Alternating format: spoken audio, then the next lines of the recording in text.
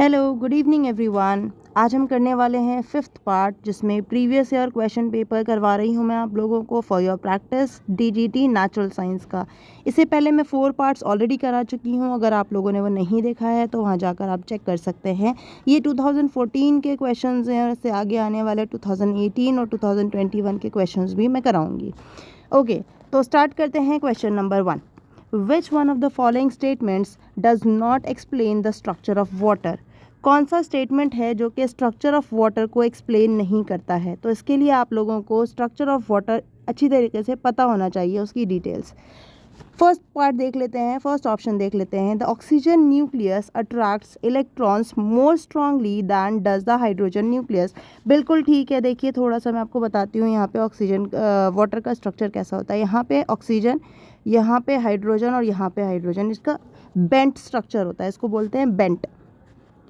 इसका structure bent structure होता है। ओके, तो ऑक्सीजन जो है, सिंस ये ज़्यादा इलेक्ट्रोनेगेटिव है, इसलिए इसके पास यहाँ पे इलेक्ट्रॉन्स ज़्यादा अट्रैक्टेड रहेंगे as compare to hydrogen.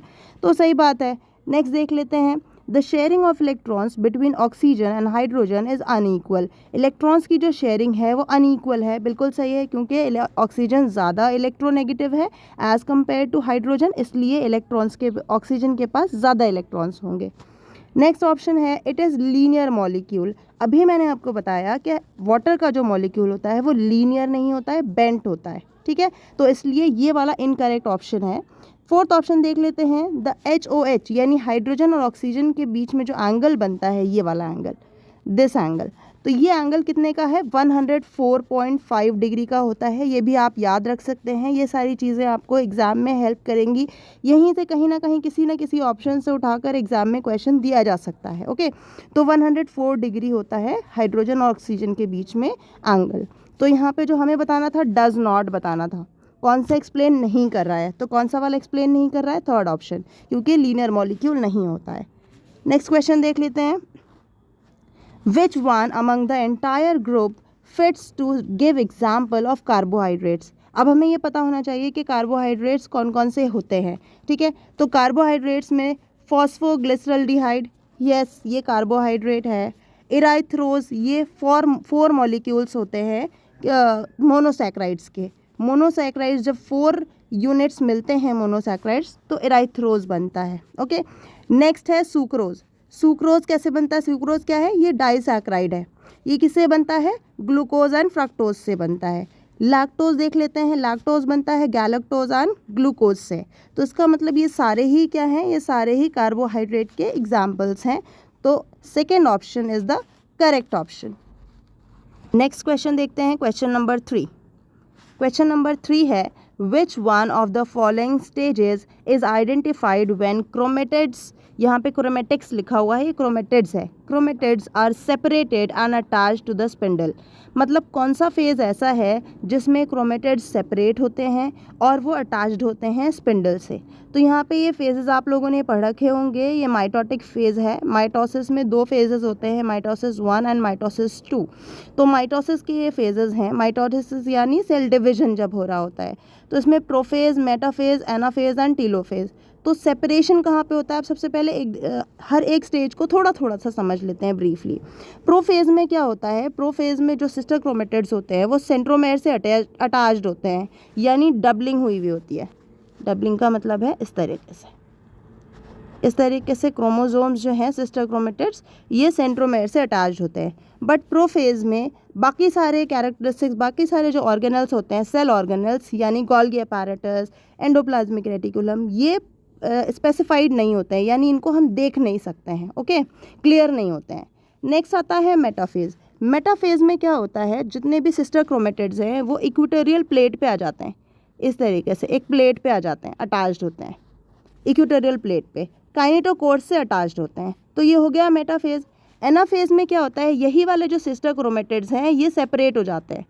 Okay, ये चले जाते हैं सेल के पोल्स पे। जैसे ये सेल है तो पोल्स पे चले जाते हैं। ठीक है, और स्पिंडल से अटैच्ड होते हैं। तो पोलर रीजन में इनके इस तरीके से ये स्पिंडल होते हैं, स्पिंडल से यहाँ पे अटैच्ड होते हैं। तो ये पोलर रीजन्स में चले जाते हैं। तो ये वाला जो फेज़ होता है ये एनाफेज़ होता है। उसके बाद टीलोफेज़ आता है। तो टीलोफेज़ में यही वाले ये सेपरेट होने लगते हैं, सेल डिवीज़न होने लगता है और इसमें जितने भी ऑर्गेनल्स हैं, सेल ऑर्गेनल्स हैं, वो स्पेसिफाई हो जाते हैं, यानी आइडेंटिफाई किए जा सकते हैं। ओके, तो मैंने ब्रीफली आप लोगों को इन स्टेजेस के बारे में बताया है। So our correct answer is anaphase, क्योंकि एनाफेज़ में क्रोमेटिड सेपरेट होते हैं और स्पिंडल से अटैच्ड होते हैं। नेक्स्ट है क्वेश्चन नंबर 4। क्वेश्चन नंबर 4 में विच one of the following is classified under sponges. Sponges में कौन सा वाला क्राइटेरिया फुलफिल होता है, यानी कौन सा वाला ऑप्शन है जो कि स्पॉन्जेस की एग्जांपल है। तो इसके लिए मैंने आप लोगों को यहाँ पे छोटी सी टेबल दी हुई है जहाँ पे स्पॉन्ज की एग्जांपल और उसका कॉमन नेम स्पेसिफाइड है। तो अगर आप इसको एक बार पढ़ लेंगे तो ये वाला टॉपिक आपका कवर हो जाएगा। तो स्पॉन्जेस हैं और उसके कॉमन नेम्स हैं। तो जैसे यहाँ पे हमारे पास ऑप्शंस में क्या क्या है, Venus flower basket, hydra, Portuguese man of war, sea anemone. तो इन सब में जो करेक्ट ऑप्शन है वो है वीनस फ्लावर बास्केट, जिसका स्पेसिफिक नेम यानी साइंटिफिक नेम क्या है, Euplectella. Euplectella is the scientific name और उसका कॉमन नेम है वीनस फ्लावर बास्केट। तो इसलिए करेक्ट ऑप्शन क्या हो गया, वीनस फ्लावर बास्केट। इसके अलावा भी सारे साइंटिफिक नेम्स भी गिवन हैं यहाँ पे और कॉमन नेम्स भी गिवन हैं, तो आप इसको एक बार लर्न कर सकते हैं from examination point of view. Okay, next आ जाते हैं क्वेश्चन नंबर 5।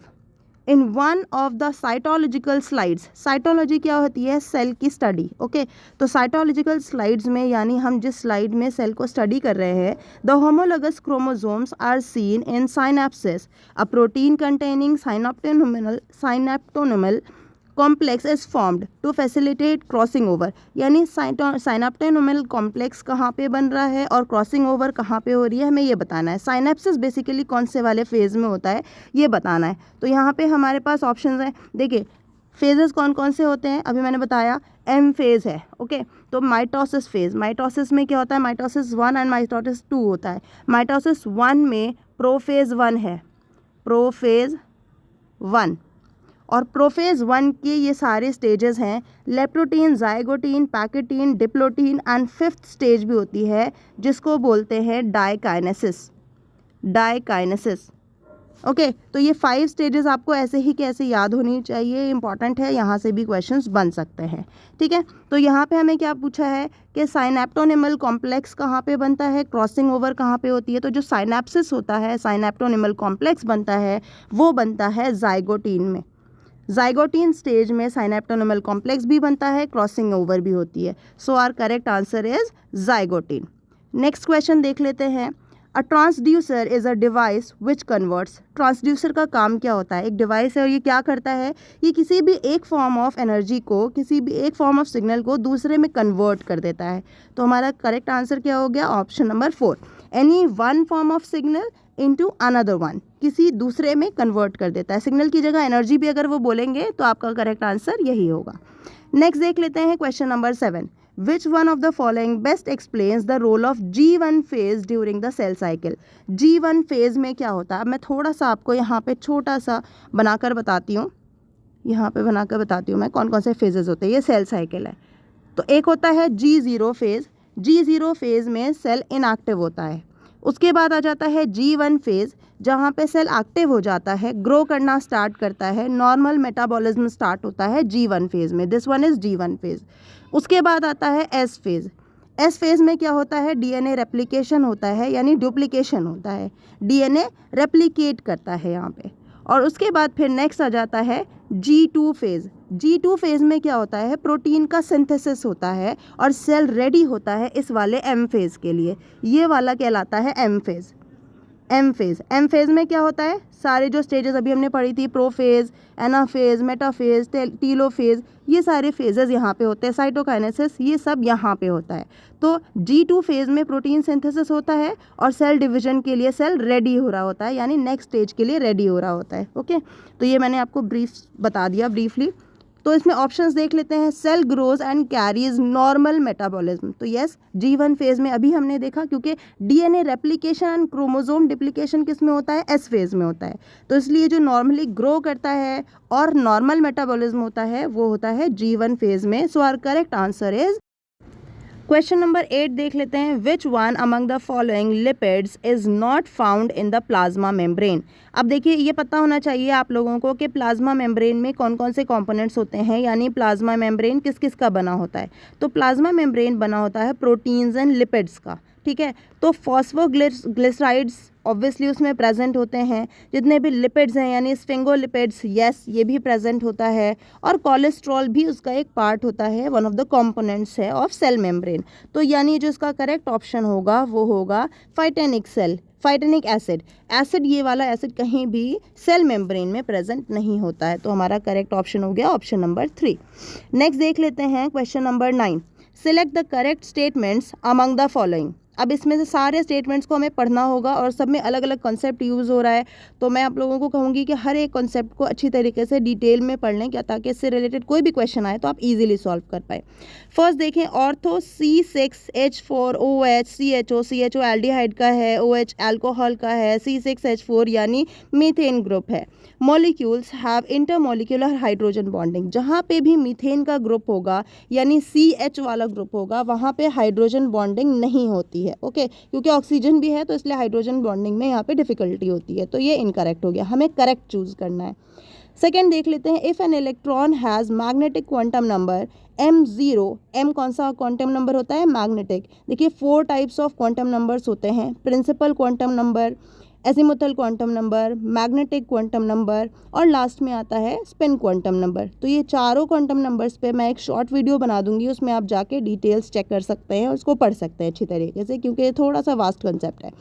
तो मैग्नेटिक क्वांटम नंबर जहाँ पे 0 होगा then it must be present in s orbital. तो ये बिल्कुल गलत है, क्योंकि हमें L से पता चलता है, L यानी जो एंगुलर क्वांटम नंबर होता है, एंगुलर क्वांटम नंबर से हमें पता चलता है कि शेप कैसा होगा, ऑर्बिटल का शेप कैसा होगा। अगर L की वैल्यू 0 है तभी हम कह सकते हैं कि वो s ऑर्बिटल में प्रेजेंट होगा, मैग्नेटिक क्वांटम नंबर नहीं बताता है, इसलिए ये इनकरेक्ट है।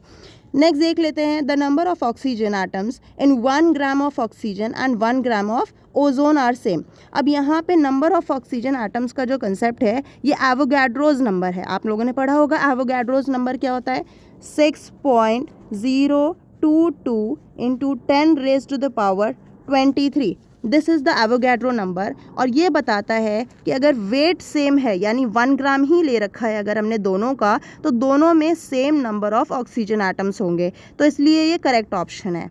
नेक्स्ट देख लेते हैं, CIF3 is a non polar planar molecule. अगर आपको इसके बारे में पता होगा कि इसका शेप जो होता है वो T शेप्ड होता है। ये कैसा होता है, ये T शेप्ड होता है, और नॉन पोलर नहीं, ये पोलर होता है। तो ये भी करेक्ट नहीं है, यहाँ पे गलत हो गया ये ऑप्शन भी, तो हमें करेक्ट वाला चूज़ करना था।